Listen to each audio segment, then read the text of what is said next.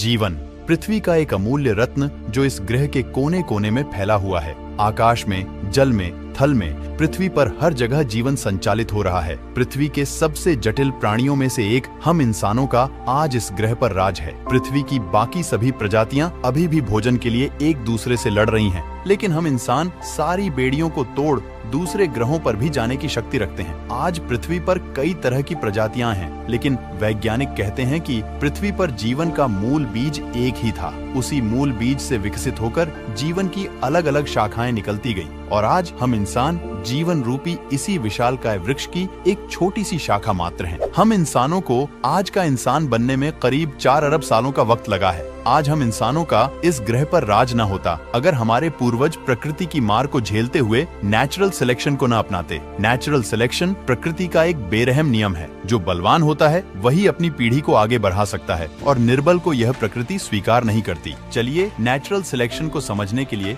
कछुओं के इन बच्चों का उदाहरण लेते हैं। कछुए हमेशा अपने अंडों को समुद्र से थोड़ा दूर मिट्टी के नीचे गाड़ देते हैं, क्योंकि उनके अंडों को समुद्र के जीवों और जमीन पर रहने वाले बेरहम जानवरों से खतरा होता है। इसलिए कछुए अपने अंडों के लिए सुरक्षित स्थान चुनते हैं। जब ये अंडे पोषित हो जाते हैं और इनसे कछुओं के छोटे छोटे बच्चे बाहर निकलते हैं तो प्रकृति अपनी बाहें फैलाकर इनका स्वागत करती है। लेकिन अगर इन कछुओं को एक सुनहरा भविष्य बनाना है तो इन्हें एक कड़ी परीक्षा देनी पड़ेगी। जो भी कछुए का बच्चा इस परीक्षा को पास करेगा वही इस प्रकृति का आनंद उठा पाएगा और अपनी पीढ़ी को आगे बढ़ा पाएगा। अंडों से निकलने के बाद अगर इन कछुओं के बच्चों को जीवन में आगे बढ़ना है तो किसी भी तरह उन्हें दूर नजर आ रहे समुद्र तक पहुंचना होगा। प्रकृति की ये मुश्किल परीक्षा शुरू होती है। कछुओं के छोटे छोटे बच्चे समुद्र की ओर दौड़ पड़ते हैं, लेकिन यह सफर इतना आसान नहीं होने वाला। आसमान में उड़ते बेरहम पक्षी इन नन्हे बच्चों को अपना शिकार बनाने के लिए तैयार हैं। पक्षी इन कछुओं के बच्चों पर हमला बोल देते हैं। अब इन नन्हे बच्चों को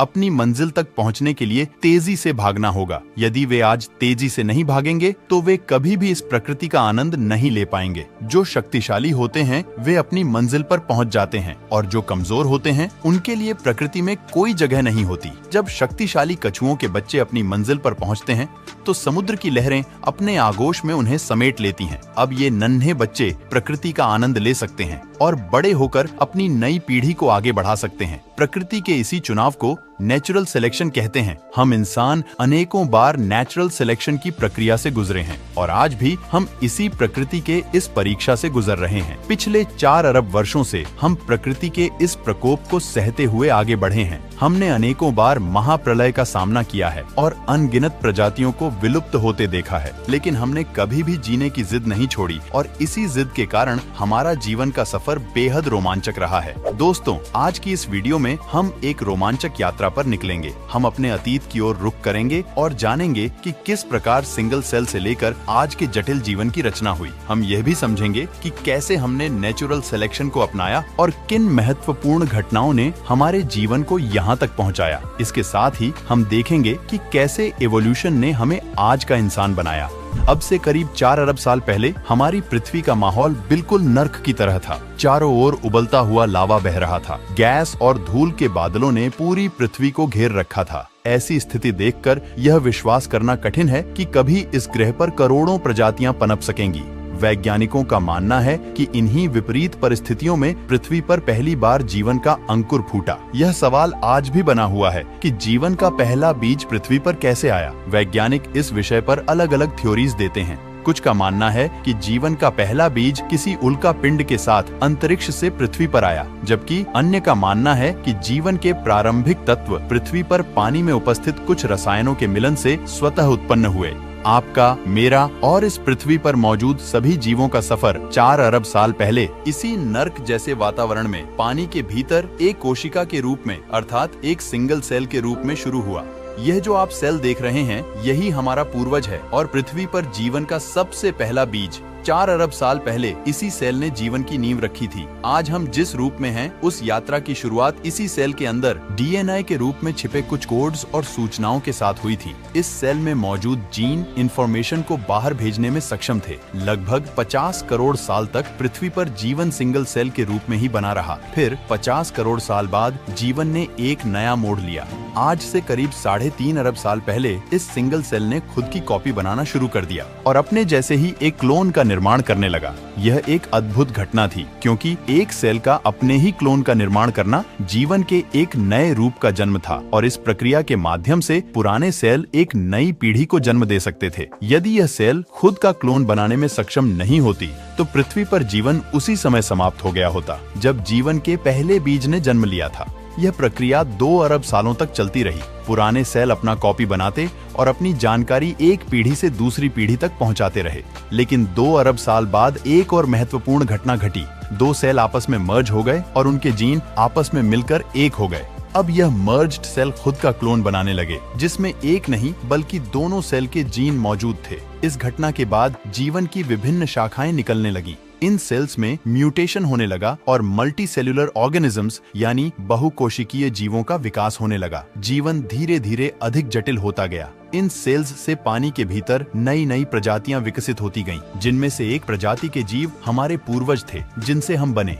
ये हैं महज 3 इंच लंबे वाटर वॉर्म, जो लगभग 5.5 मिलियन साल पहले पाए जाने वाले हमारे पूर्वज हैं। ये वॉर्म अब भी पूरी तरह से अंधे हैं, क्योंकि उन्हें अब तक प्रकाश देखने की आवश्यकता ही महसूस नहीं हुई। इस कारण प्रकृति ने अभी तक उन्हें आंखें नहीं दी हैं। लेकिन अब वह समय आ चुका है जब उन्हें अपनी पीढ़ी को आगे बढ़ाने और खतरों से बचने के लिए आंखों की आवश्यकता है। इसके बाद करीब 20 मिलियन साल लगे ऐसे सेल्स विकसित होने में जो प्रकाश का अनुभव कर सकें। अब फाइनली इन वाटर वॉर्म के अंधकार का अंत हो गया। अब वे पहली बार इस रंगीन दुनिया को अपनी आंखों से देख सकने में सक्षम हो गए थे, क्योंकि अब हमारे पूर्वजों की आंखें विकसित हो चुकी थी। अब हमारे पूर्वज इस दुनिया को अपनी आंखों से देखने और खोजने के काबिल हो गए थे। लेकिन अब आंखों से देखी गई जानकारी को प्रोसेस करने के लिए एक और चीज की जरूरत थी। इस आवश्यकता को पूरा करने के लिए आंखों के पीछे एक छोटा सा मस्तिष्क विकसित होने लगा। हमारे पूर्वज अब इवोल्यूशन के चलते वॉर्म नहीं रहकर मछली जैसी आकृति के हो गए। हमारा दिमाग अब छोटे मोटे सिंपल डिसीजन ले सकता था और इंफॉर्मेशन को प्रोसेस कर सकता था। जैसा कि मैंने पहले बताया था, सेल्स में म्यूटेशन के कारण कई तरह की प्रजातियां विकसित हो गईं, जिनमें से कुछ खतरनाक भी थीं। हमें अब इन खतरनाक प्रजातियों से खतरा था। अगर हमें नेचुरल सिलेक्शन का हिस्सा बनकर जीवित रहना है, तो हमें इन खतरनाक जीवों से बचना होगा। और एवोल्यूशन ने अपना काम किया। समुद्र के पानी में जीवित रहने के लिए अब हमारी स्किन कठोर हो चुकी थी। हमारे जबड़े और मजबूत दांत भी विकसित हो गए थे। अब हम छोटे मोटे शिकारियों से अपनी रक्षा करने में सक्षम थे। आज से 375 मिलियन साल पहले हम एक कवच युक्त मछली बन चुके थे। हमारी लंबाई लगभग 1 फुट थी और हमारा भोजन छोटी छोटी मछलियां थीं। लेकिन समुद्र पर तो अभी भी अन्य दैत्याकार जीवों का ही शासन था। हमारे पास अब सिर्फ 2 विकल्प थे। या तो इन समुद्री राक्षसों का शिकार बनकर अपनी यात्रा को यहीं समाप्त कर लें, या फिर जीवित रहने के लिए कोई दूसरा रास्ता खोजें। और हमने चुना उथले पानी का रास्ता। उथले पानी में समुद्री दैत्य नहीं आ सकते थे, लेकिन यहाँ पर भी एक चुनौती थी, ऑक्सीजन की कमी। अपने आप को बचाने के लिए 375 मिलियन साल पहले हमने कुछ ऐसा किया जो इससे पहले किसी मछली ने नहीं किया था। हमने पहली बार अपना मुंह पानी से बाहर निकाला और हवा में सांस ली। अब जो हवा हम अपने भीतर खींच रहे थे, उसके लिए हमारे शरीर में एक नए अंग का विकास हुआ, हमारे फेफड़ों का। अब हम एक संकरित प्राणी बन चुके थे जो हवा और पानी दोनों में सांस ले सकते थे। हमारे पास अब फेफड़े और गिल्स दोनों ही थे। आज के समय में हमारे गिल्स पूरी तरह से लुप्त हो चुके हैं, क्योंकि अब हमें उनकी आवश्यकता नहीं है और हम केवल फेफड़ों के सहारे ही जीवित रह सकते हैं। लेकिन हमारे शरीर में अभी भी गिल्स की मैकेनिज्म का अवशेष बना हुआ है, जिसके कारण कभी कभी हमें हिचकियां आती हैं। लगभग 365 मिलियन साल पहले हमने अपने सिर को पानी से बाहर निकाला और एक नई दुनिया को एक्सप्लोर करने के लिए कदम बढ़ाया। पानी के बाहर हमारे सामने एक खूबसूरत दुनिया थी और पहली बार हमने पानी को छोड़कर जमीन पर कदम रखा, जहां एक नई दुनिया हमारा स्वागत करने के लिए तैयार थी। यह वह अद्भुत क्षण था जब हमने नए जीवन की तलाश में पानी को छोड़कर जमीन को चुना था। यहाँ हमारे लिए भोजन भी उपलब्ध था और सांस लेने के लिए हवा भी। टिक्टालिक ये वही मछली थी जिसने पानी से बाहर निकलने का साहस किया था। लेकिन यहाँ पर सूर्य की रोशनी तेज थी, तो उससे बचने के लिए हमारी स्किन मोटी और सख्त होती गई। अब हमने जमीन पर जीने की कला सीख ली थी। हमारे पूर्वज अपने वंश को आगे बढ़ाने के लिए अंडे देते और कुछ समय बाद उनसे नवजात बच्चे बाहर निकलते, जिनका इस नई दुनिया में प्रकृति स्वागत करती। जब वे इस नई दुनिया को एक्सप्लोर करते, तो उनकी जानकारी को प्रोसेस करने के लिए मस्तिष्क और अधिक विकसित होता गया। हमारी बुद्धि का विकास होता रहा और यह आवश्यक भी था, क्योंकि भविष्य में बुद्धिमानी के कारण ही हम जीवित रह पाएंगे। लेकिन हम पृथ्वी की इस जमीन पर अकेले नहीं थे। अन्य प्रजातियां भी हमारे साथ इस नई दुनिया का हिस्सा थीं। यहाँ भी हमारे कॉम्पिटिटर मौजूद थे जिनसे हमें अपने भोजन के लिए संघर्ष करना पड़ता था। इस कंपटीशन को खत्म करने के लिए हमारी बॉडी में फिर से म्यूटेशन के चलते बदलाव आए और हमारे जबड़ों की मांसपेशियां अधिक मजबूत हो गईं। इससे हम बहुत तेजी से अधिक भोजन का उपभोग कर सकते थे। अब हम अपने कॉम्पिटिटर्स की तुलना में काफी अधिक शक्तिशाली हो चुके थे और उनके शिकार में भी सक्षम थे। लेकिन सब कुछ हमेशा स्थिर नहीं रहता। परिस्थितियां लगातार बदलती रहती हैं और ऐसा ही कुछ 250 मिलियन साल पहले हुआ। साइबेरिया में पिघले हुए चट्टानें पृथ्वी की क्रस्ट से बाहर निकलने लगी। इस मैग्मा के कारण हानिकारक कार्बन डाइऑक्साइड गैस ने सूरज की गर्मी को पृथ्वी के वातावरण में फंसा लिया, जिससे पृथ्वी का तापमान काफी बढ़ गया। सीधे शब्दों में कहूँ तो पृथ्वी पर ग्लोबल वार्मिंग बढ़ने लगी। इस नई स्थिति में वनस्पतियां धीरे धीरे समाप्त होने लगी। पौधों को खाने वाली प्रजातियां समाप्त होने लगी, जिससे मांसाहारी प्रजातियां भी धीरे धीरे खत्म हो गईं और देखते ही देखते पृथ्वी की 95% प्रजातियां विलुप्त हो गईं। बचे हुए 5% जीवों में हम भी शामिल थे और अन्य प्रजातियां जो भविष्य में डायनासोर बनने वाली थीं। धीरे धीरे प्रकृति का प्रकोप कम हुआ और पृथ्वी का वातावरण फिर से सुखद और अनुकूल होता गया। जब वॉल्केनिक इरप्शंस के कारण पृथ्वी पर महाविनाश हुआ, तब हम एक बड़ी छिपकली के आकार के जीव थे। लेकिन उस महाविनाश के कुछ समय बाद हम एक बड़ी बिल्ली के आकार के हो गए थे। अब हम अपने शरीर को घसीटकर नहीं चलते, बल्कि अपने पैरों के सहारे आगे बढ़ सकते थे। एक बड़ी छिपकली से इस आकार तक विकसित होने में हमें 30 मिलियन साल लगे, जो लगभग 220 मिलियन साल पहले की बात है। यह प्रजाति भीषण प्राकृतिक आपदा को सहन करके यहाँ तक जीवित रह पाई है। लेकिन हम इस धरती पर अकेले नहीं हैं जिन्होंने यह आपदा झेली है। कोई और भी है जो इस आपदा से गुजरकर अपनी हुकूमत कायम करने में सक्षम हो गया है। ये हैं डायनासोर। अब धरती पर इनका ही दौर है। अगर हमें इस ग्रह पर जीवित रहना है तो हमें उनसे खुद को बचाना होगा। डायनासोर छोटे रेप्टाइल्स से विकसित हुए और उन्होंने भी महाविनाश को सहन किया। इनका विकास हमारी तुलना में बहुत तेजी से हुआ है, जिसके कारण ये आज बहुत ही विशालकाय हो चुके हैं। इन भूखे डायनासोरों से बचने के लिए हमें भी नेचुरल सिलेक्शन को अपनाना होगा। हमें ऐसा बनना होगा कि हम इनकी नजरों से छुप सकें। कई मिलियन सालों तक हम छुपते छुपाते जीवित रहे। आज से लगभग 66 मिलियन साल पहले नेचुरल सिलेक्शन के चलते हमारा आकार छोटा होता गया और हम एक छछूंदर की तरह दिखने लगे। हम जमीन के अंदर बिल बनाकर खुद को छुपाने लगे। अब हमें डायनासोरों के लिए देख पाना मुश्किल हो गया था। हमारे शरीर पर घने बाल थे जो सर्दी के समय खड़े हो जाते थे और हवा को कैद कर लेते थे, जिससे हमें गर्मी मिलती थी और ठंड से बचाव होता था। आपने देखा होगा कि सर्दियों में आज भी हमारे रोंगटे खड़े हो जाते हैं। हालांकि अब हमें इनकी उतनी जरूरत नहीं होती, इसलिए हमारे शरीर पर अब कम बाल हैं, क्योंकि अब हम अपने अनुकूल वातावरण बना सकते हैं और आर्टिफिशियल चीजों की मदद से अपने आप को वातावरण के अनुसार ढाल सकते हैं। हालांकि डायनासोरों का खतरा हमेशा बना रहता था, इसलिए हमें हमेशा सतर्क रहना होता था। जिससे पहले डायनासोर हमें देखें, उससे पहले हमें उनका आभास होना चाहिए था। हमने फिर से नेचुरल सिलेक्शन को अपनाया और हमारी इंद्रियां अधिक तेज होती गईं। हमारी देखने, सुनने और सूंघने की क्षमता बढ़ती गई। जिससे पहले कि डायनासोर हमें देख पाते, हम सतर्क हो जाते थे। अब हमारा ब्रेन और भी कॉम्प्लेक्स होता जा रहा था, क्योंकि हमें हालात के अनुसार तेजी से निर्णय लेने की आवश्यकता थी। अब मानवता का भविष्य इस छोटी सी प्रजाति पर निर्भर था। अगर हम अपने छोटे से मस्तिष्क और तेज इंद्रियों का सही उपयोग नहीं कर पाए तो हमारा अस्तित्व खत्म हो जाएगा। लेकिन इन प्रॉब्लम्स को पार करना इन्होंने सीख लिया।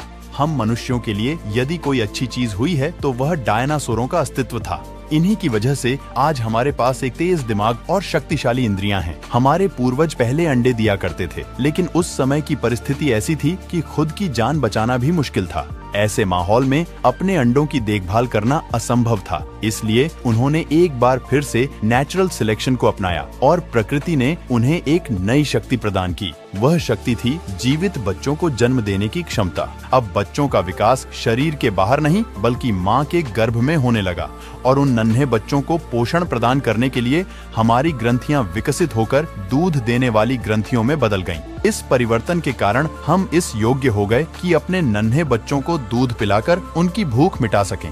इस नेचुरल सिलेक्शन की वजह से अब हमारी प्रजाति का इस दुनिया में जीवित रहना अधिक आसान हो गया। सिंगल सेल से इंसान बनने की इस यात्रा में यह हमारे लिए एक बहुत बड़ी उपलब्धि थी। इस छोटे से जीव से लगभग 4000 विभिन्न प्रजातियां विकसित हुईं, एक छोटे चूहे से लेकर विशाल व्हेल्स और हम इंसानों तक। यहीं से स्तनधारियों का दौर शुरू हुआ। लेकिन इस समय भी पृथ्वी पर डायनासोर्स का राज कायम था। हालांकि प्रकृति के आगे किसी की नहीं चलती। लगभग 65 मिलियन साल पहले पृथ्वी पर एक और महाविनाशकारी घटना घटी। एक माउंट एवरेस्ट के आकार की चट्टान अंतरिक्ष से तेजी से आई और मैक्सिको की खाड़ी में आकर टकराई। इस एस्ट्रॉइड के प्रभाव से पृथ्वी पर एक विनाशकारी महाप्रलय शुरू हो गया। धूल और धुएं के बादलों ने संपूर्ण पृथ्वी को अपनी चपेट में ले लिया। टक्कर की वजह से जगह जगह ज्वालामुखी फटने लगे और भयंकर भूकंपों ने पृथ्वी को हिलाकर रख दिया। पृथ्वी का तापमान इतनी तेजी से बढ़ा कि हर ओर आग ही आग थी। वनस्पतियां जलकर राख हो गईं और डायनासोर भी इस जलती हुई धरती पर राख में बदल गए।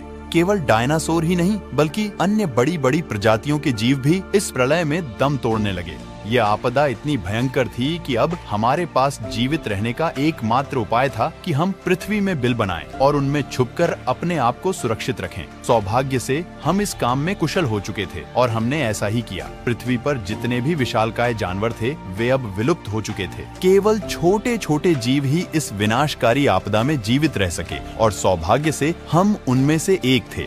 इस प्रलय ने पृथ्वी की 95% से अधिक प्रजातियों को समाप्त कर दिया। धूल, राख और धुएं के बादलों ने सूर्य की रोशनी को ब्लॉक कर दिया था। पेड़ पौधे नष्ट हो गए। मैक्सिको की खाड़ी में शुरू हुई एक सामान्य आपदा कुछ ही क्षणों में एक महाप्रलय का रूप ले चुकी थी। लेकिन प्रकृति का एक नियम है, नवनिर्माण। किसी भी नए निर्माण से पहले पुराने निर्माण को समाप्त होना होता है। इस प्रलय ने विशालकाय जीवों को समाप्त कर एक नई प्रजाति को विकास का अवसर दिया और वह नई प्रजाति थी हम, मैमल्स। इस प्रलय में छोटे छोटे बग्स जैसे कि कॉकरोच आदि भी बच गए। अब हमारा भोजन केवल यही थे। इन्हें खाकर हमारे पूर्वजों ने अपनी भूख मिटाई और अपनी जान बचाई। आज हम इस धरती पर हैं तो इसमें बहुत बड़ा योगदान उन कॉकरोचों का भी है जिन्हें खाकर हमारे पूर्वज जीवित रह सके। अब पृथ्वी पर मैमल्स का दबदबा था। उस समय हमारा आकार मात्र 6 इंच का था। धीरे धीरे पृथ्वी की परिस्थितियों में फिर से बदलाव आया। महाप्रलय को अब 5 मिलियन वर्ष बीत चुके थे। वनस्पति जीवन ने फिर से पृथ्वी को हरा भरा कर दिया। पेड़ों पर फल लगने लगे और पकने लगे जिनमें वे सारे पोषक तत्व थे जो हमें चाहिए थे। सरल सी बात है, जितना ज्यादा हम खाएंगे उतना ही लंबा जीवन जिएंगे। लेकिन समस्या यह थी कि फल पेड़ों पर होते थे और हम जमीन पर रहते थे। तो प्रकृति ने हमें फिर से चुना और नेचुरल सिलेक्शन की वजह से हमारा विकास इस तरह हुआ कि अब हम बंदरों की तरह पेड़ों पर चढ़कर फल खा सकते थे। आज से 56 मिलियन साल पहले हम पेड़ों की नई दुनिया में पूरी तरह बस चुके थे। अब हमारा जमीन से कोई खास संबंध नहीं रहा, क्योंकि एक पेड़ से दूसरे पेड़ पर कूदकर हम अपना भोजन जुटा सकते थे। लेकिन हमारी दुनिया हमेशा ऐसी नहीं रहने वाली थी। आने वाले 10 मिलियन वर्षों के दौरान पृथ्वी का तापमान बदलता रहा। जंगल सूखने लगे और आकार में छोटे होते गए, जिससे भोजन की कमी बढ़ने लगी। इस स्थिति में नेचुरल सिलेक्शन ने फिर से भूमिका निभाई। हमारी पूंछ धीरे धीरे गायब हो गई। हमारे हाथ लंबे हो गए, जिससे हम अपने हाथों को फैलाकर फलों को आसानी से तोड़ सकते थे। हम हमेशा पेड़ों की शाखाओं से चिपके रहते थे। पृथ्वी के तापमान में आए बदलावों ने हमारे पूर्वजों को भी स्थायी रूप से बदल दिया। हम पृथ्वी के बदलते माहौल के अनुसार अपने आप को ढालते गए और प्रकृति हमें निरंतर बदलती रही। लेकिन पृथ्वी में होने वाला यह बदलाव यहीं नहीं रुका। अफ्रीकन और अरेबियन टेक्टोनिक प्लेट्स के खिंचाव के कारण ईस्ट अफ्रीकन रिफ्ट वैली बनी और इसके किनारों पर 3500 मील लंबी पर्वत श्रृंखलाएं बनी। पहले इंडियन ओशियन से उठने वाले बादल पूरे अफ्रीका में बरसते थे, लेकिन अब इन पर्वत श्रृंखलाओं ने उन बादलों को रोक दिया, जिससे इस क्षेत्र में सूखा पड़ने लगा। धीरे धीरे पेड़ खत्म होने लगे और जंगलों का अस्तित्व समाप्त होने लगा। परंतु सबसे बड़ी चुनौती यह थी कि हमारे पूर्वज अफ्रीका के उसी इलाके में फंसे हुए थे जहां सूखा पड़ा हुआ था। यह परिवर्तन बहुत महत्वपूर्ण था, क्योंकि अगर हमें भोजन नहीं मिला तो सिंगल सेल से इतने जटिल जीव तक का हमारा सफर यहीं रुक जाएगा। हमें अब खुद को बचाने के लिए कुछ ऐसा करना था जो हमारे किसी भी पूर्वज ने पहले कभी नहीं किया था। 4.5 मिलियन साल पहले हम आर्डिपिथेकस रामिडुस कहलाते थे। हमारी ऊंचाई लगभग 4 फीट थी और हमारा मस्तिष्क एक संतरे के आकार का था। यहाँ कभी घने जंगल हुआ करते थे, लेकिन अब सिर्फ गिने चुने पेड़ दिखाई देते थे। हम इन पेड़ों की टहनियों पर खड़े हो सकते थे, उन पर चल सकते थे और छोटी छोटी शाखाओं पर लगे फलों को खाने की कोशिश करते थे। लेकिन अब हमारी भूख को संतुष्ट करने के लिए पर्याप्त भोजन यहाँ नहीं था। जो भी पेड़ मौजूद थे वे दूर दूर तक फैले हुए थे, इसलिए अब हम एक पेड़ से दूसरे पेड़ पर कूदकर नहीं जा सकते थे। अब हमें उन अन्य पेड़ों तक पहुंचने के लिए जमीन पर उतरकर चलना पड़ा।